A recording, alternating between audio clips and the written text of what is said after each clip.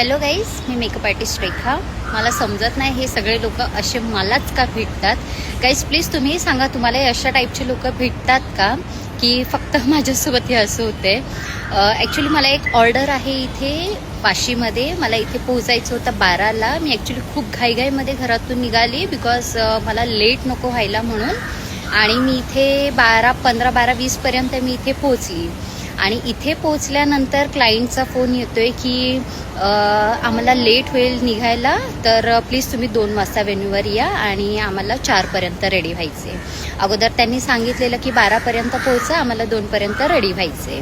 तर त्याप्रमाणे मी आले. आणि इथे आल्यावर तुम्ही जर सांगताय की तुम्हाला लेट होईल, तुम्हाला 2 वाजतील यायला, तुम्हाला 4पर्यंत रेडी व्हायचे, मग अगोदर खोटं का बोलता तुम्ही?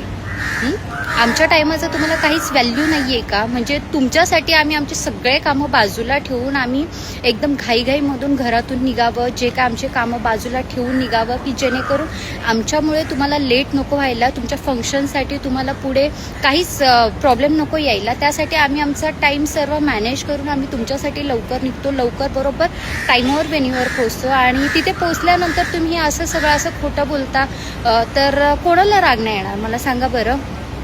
कारण की आता सध्याला तर माझं इतकं डोकं फिरलेलं आहे ना, माझे खूप इम्पॉर्टंट काम होतं, ते काम मी बाजूला ठेवून मी पहिले यांच्यासाठी इथे एकदम घाईघाईने धावत पळत आलेली आहे. आणि इथे आल्यानंतर बघा, आता मी इथे फक्त वेट करते आहे. कोणच आलेलं नाही इथे आतमध्ये, पण माहीत नाही आता मी जाऊन तर रिटर्न आलेली, आतमध्ये कोणी नव्हतं म्हणून मी इथे बाहेर वेट करते त्यांचा.